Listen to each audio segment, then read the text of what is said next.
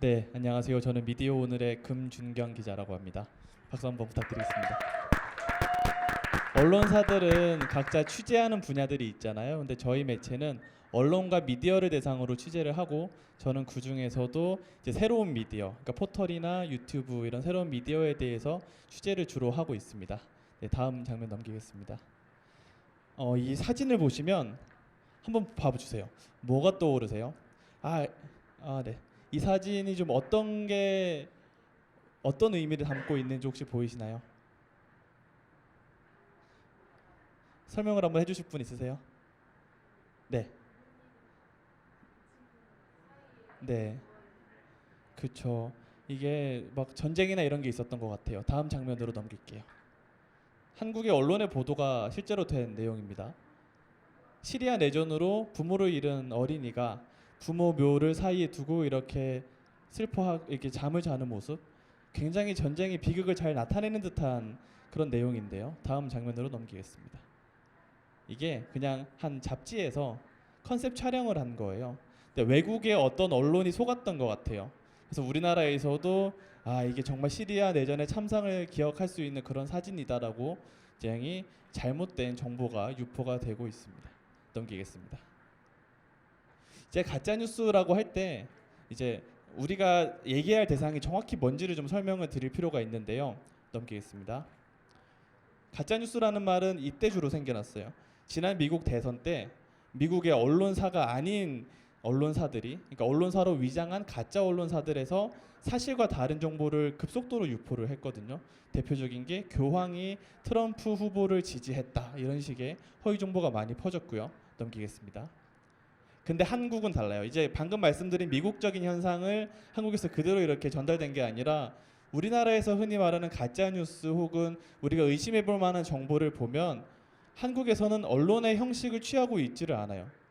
그러니까 어떻게 보면 뉴스에 대한 신뢰도가 매우 낮은 나라이기 때문에 우리 어차피 사람들이 언론을 안 믿는데 언론으로 위장할 필요가 없었을 수도 있을 것 같아요. 그래서 주로 요즘 우리나라에서는 카카오톡 대화방이나 이런 형식으로 많이 정보가 유포되고 있습니다. 넘기겠습니다. 근데 이제 많은 분들이 언론을 가리켜서 이제 가짜 뉴스라고 하시는데 이거에 대해서 저희가 고민을 좀 해볼 지점이 있습니다. 넘기겠습니다. 과연 이 미국과 다르게 한국에서는 이렇게 찌라시로 유포되는 그런 현상이 있고, 넘기겠습니다. 언론 보도가 가짜 뉴스인지 한번 따져보겠습니다. 넘기겠습니다. 가짜 뉴스라는 용어가 가진 한계가 근본적으로 있는데요. 넘기겠습니다. 제가 보통 손으로 넘기는 강연을 하다가 이거 보다 보니까 PPT를 좀 많이 만들어 왔는데, CNN이라는 언론사 들어보셨죠? 세계에서 가장 유명한 언론사 중 하나인 것 같아요. 근데 이분은 CNN이 가짜 뉴스다라는 티셔츠를 옷을 입고 계세요. 이분이 여기기에 CNN은 자기가 좋아하는 트럼프에 대해서 안 좋은 뉴스를 많이 만들기 때문에 가짜 뉴스다라고 지목을 하신 거거든요. 넘기겠습니다. 그래서 이런 고민 한번 해볼 필요가 있어요. 이제 한국에서는 언론을 가리켜서 가짜 뉴스로 하는 경우가 미국과 마찬가지로 많이 벌어지고 있는데, 언론사의 보도가 사실과 다르면 오보라는 말을 이미 우리는 갖고 있잖아요. 왜곡 보도라는 말도 우리가 이미 쓰고 있고, 근데 굳이 새로운 가짜 뉴스라는 표현을 해야 될까? 뉴스 자체가 가짜이기는 할까라는 고민을 좀 해보시면 좋을 것 같아요. 그래서 어쩌면 우리는 우리 마음에 들지 않는 뉴스를 가리켜서 가짜 뉴스다라고 규정하는 경우도 종종 생겨나기도 합니다. 넘기겠습니다. 그리고 다른 측면에서 방금 말씀드린 것과 조금 상반될 수도 있는데요. 그렇다고 해서 언론은 무조건 진짜 뉴스고 언론이 아니면 가짜 뉴스다라고 규정할 수도 없는 게, 넘기겠습니다. 한국에서 인터넷 언론사는 등록만 하면 돼요. 이게 포털에 실제로 등록되어 있는 언론사인데 이제 5.18 민주화 운동과 관련해서 북한군이 침투했다라는 주장을 하고 있고요. 넘기겠습니다. 한국에서 제일 큰 신문사입니다. 조선일보인데 제가 이 언론에 대해서 비판하려는 게 아니라 2013년도에 이런 보도가 나왔어요. 김정은의 옛 애인 등 10여 명이 총살됐다. 김정은의 옛 애인 이름 보이시죠? 현송월이라고 가로치고 나와 있습니다. 2013년에 총살됐던 현송월을 우리는 작년에 TV로 다 봤습니다. 우리나라에도 왔었죠. 이게 사실과 다른 보도를 언론사가 내보낼 수 있습니다. 왜냐하면 북한에 직접 취재를 못 하잖아요. 그래서 북한에 대한 정보통에 대한 얘기를 듣고 기사를 썼는데 알고 보니 사실이 아니었던 거는 언론도 당연히 실수를 할 수 있는 거고요. 넘기겠습니다. 저는 방금 말씀드렸던 가짜 뉴스라는 표현보다는 좀 대안적인 표현으로 허위 정보, 그리고 음모론 이렇게 설명을 좀 드리고 싶은데요. 또 넘기겠습니다. 세월호 참사 당시에 이런 음모론이 많았어요. 해경이 일부러 배를 좌초시켰다. 지금까지 사실로 드러나지는 않았고 그 당시 있었던 많은 의혹 중 하나였고요. 넘기겠습니다. 문재인 대통령이 치매에 걸렸다 이런 허위 정보도 보수적인 분들이 많이 퍼뜨리고 계세요. 근데 이 두 가지 정보의 특징은 가짜 뉴스라고 해서 단정하는 게 아니라 이런 의혹이 있다라고 하시는 거거든요. 그러니까 의혹 제기는 누구나 할 수 있는 건데 그 근거가 타당한지가 중요한 거고 의혹 제기 자체를 저희는 가짜 뉴스라고 부르기보다는 음모론적인 정보라고 부르는 게 더 맞는 것 같아요. 넘기겠습니다. 유튜브에서는 이런 콘텐츠를 많이 볼 수가 있죠. 넘기겠습니다. 넘기겠습니다.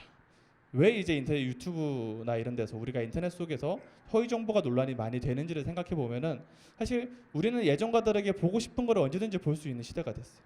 옛날에는 내가 마음에 안 들어도 9시 뉴스를 보고 아 그래 저런 얘기가 있구나 들어야 되고 나랑 정치적인 성향이 다르거나 취미가 다른 사람들도 모여 살았는데 지금은 그냥 내가 만나고 싶은 사람들만 카톡으로 만나거나 메신저로 만나거나 인터넷 카페에서 만날 수가 있잖아요. 그러니까 우리 보고 싶은 것끼리 보고 싶은 것만 보고 싶은 사람들이 많이 모여 있는 문제가 일단 있는 것 같고요. 또 넘기겠습니다. 넘기겠습니다. 알고리즘이란 게 좀 어렵긴 한데 우리가 페이스북이나 유튜브에서 보여주는 콘텐츠가 내가 좋아할 만한 걸 되게 잘 추천해주죠. 옛날에 TV였으면 저는 제가 보기 싫은 것도 억지로 아버지가 틀어놓으면 앉아 있어야 됐었을 것 같은데 요즘은 안 그렇죠.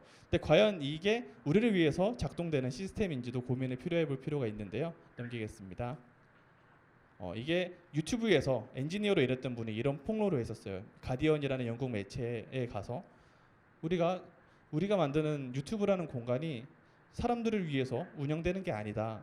유튜브의 목적은 너희들을 어떻게 하면 유튜브에 더 오랫동안 머무르게 할 것인가. 우리가 유튜브에 오랫동안 머무르면 우리는 광고를 더 많이 보겠죠. 광고를 많이 벌면 누가 돈을 벌죠?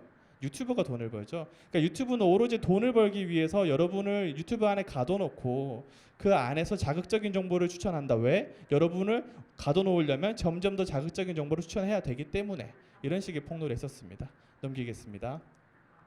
한 번 더 넘길게요. 제가 사실 가짜 뉴스에 대한 얘기를 할 때 이게 제일 중요하다고 생각을 드리는데요. 물론 여기 오시는 분들 중에서 이것만 보면 가짜 뉴스에 속지 않을 수 있어라는 팁을 공유받고 싶은 분도 많겠지만 15분 만에 공부를 해서 극복할 수 있는 게 가짜 뉴스라면 이렇게 논란이 되지도 않았겠죠. 사실 저는 이 얘기를 좀 많이 드리고 싶었어요. 가짜 뉴스를 처벌해야 할까? 여론조사를 종종 합니다. 가짜 뉴스를 처벌해야 되냐라고 물으면 당연히 과반의 국민들은 처벌해야 된다고 답을 하세요. 넘기겠습니다. 코페르니쿠스라고 혹시 아시나요? 아시죠? 이분은 재판에서 졌어요. 종교 재판에서. 지구가 돈다고 주장했다가 지구가 돌지 않는다고 했던 당시의 상식 때문에 재판에서 졌던 분인데요. 넘기겠습니다.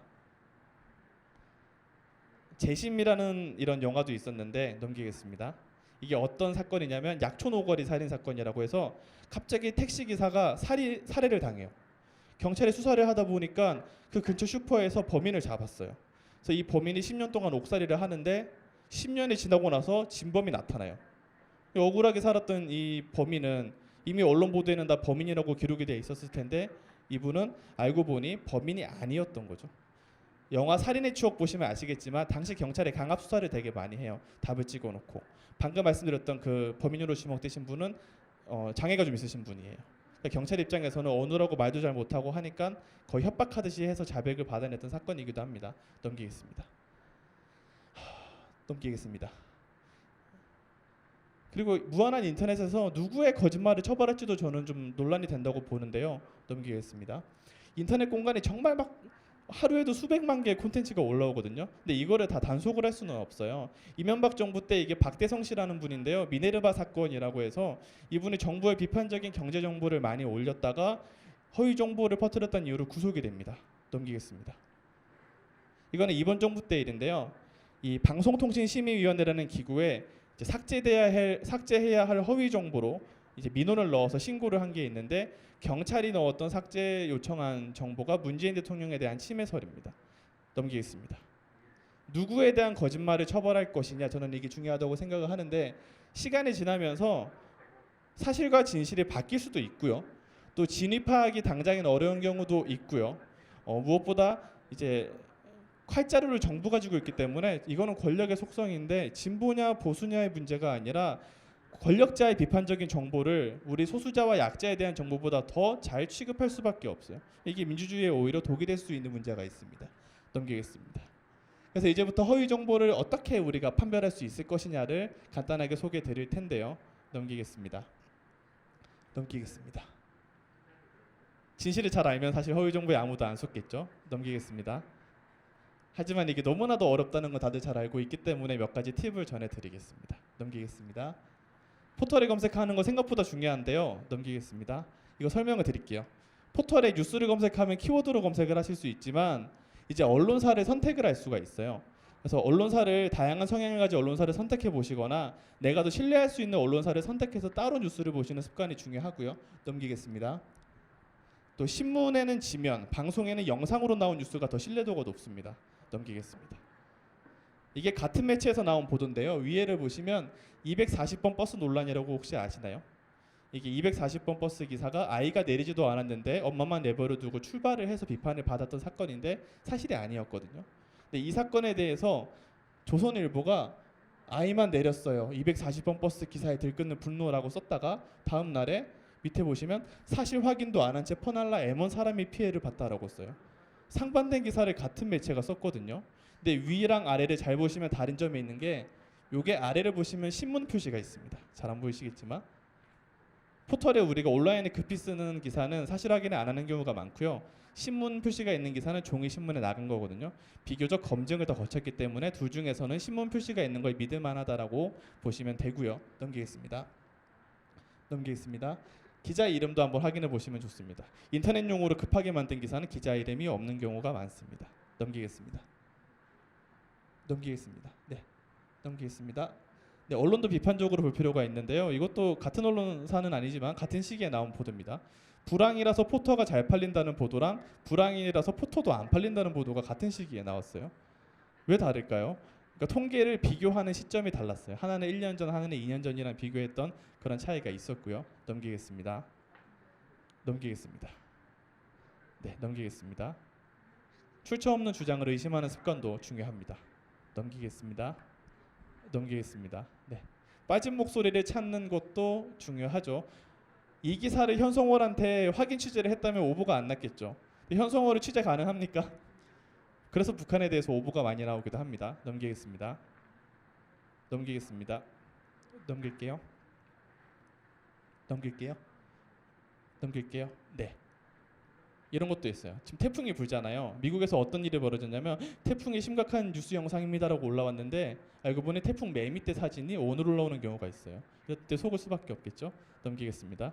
이건 제가 속은 적이 있는데 매년 이맘때 되면 대체 공휴일일까 아닐까가 되게 화제가 돼요. 근데 2년 전 기사를 누가 공유를 하는데 저도 확인을 안 해보고 올해 대체 공휴일이래라고 주장을 한 적이 있었거든요. 이런 것도 날짜를 잘 따져보시면 좋고요. 넘기겠습니다. 넘기겠습니다. 마지막으로 가장 중요한 건 이렇게 시각 자료인데 넘기겠습니다. 넘기겠습니다. 이게 독일의 메르켈 총리가 한 이렇게 난민과 이렇게 인사를 했어요. 근데 넘기겠습니다. 이게 가짜 뉴스로 퍼진 거예요. 테러리스트와 넘기겠습니다. 온갖 버전이 있어요. 사람들이 믿어요. 넘기겠습니다. 그리고 이미지와 설명이 일치하는지를 마지막으로 설명드릴 텐데 이것도 매우 중요한 게요. 넘기겠습니다. 이거는 수입된 가짜뉴스 사례로 저는 기록하는데 무슬림 남성에게 성폭행당한 영국인 여성들 사진들이라는 이 뉴스가 난민이 제주도에 왔을 때 급속도로 퍼집니다. 넘기겠습니다. 근데 이게 사실 이미 2년 전에 유럽에서 있었던 허위 뉴스예요. 이거는 가정폭력 피해자 사진인데 이거를 우리는 맥락을 모른 채 소비를 하게 되니까 아 난민이 위험해 범죄를 저지를 거야 라는 편견에 사로잡히게 만드는 거고요. 넘기겠습니다. 강원도 화재 최근에 있었죠. 저는 이 뉴스가 수상했어요. 제가 취재를 했던 건데 소방관의 손이라고 해서 이렇게 고생한 소방관 손이 막 인터넷에 올라왔어요. 넘기겠습니다. 구글은 이미지 검색을 할 수가 있거든요. 이미지를 검색해보니 이상하게 중국어밖에 안 떠요. 넘기겠습니다. 알고 보니까 이 중국 소방관입니다. 그러니까 이미 작년에 이 중국 소방관이 그 나라의 화재에서 고생한 손이 우리나라 고성화재 소방관 손으로 둔갑돼서 유출이 되는 거죠. 우리는 사실을 확인할 수 없기 때문에 많이 속는 경우가 많습니다. 넘기겠습니다. 넘기겠습니다.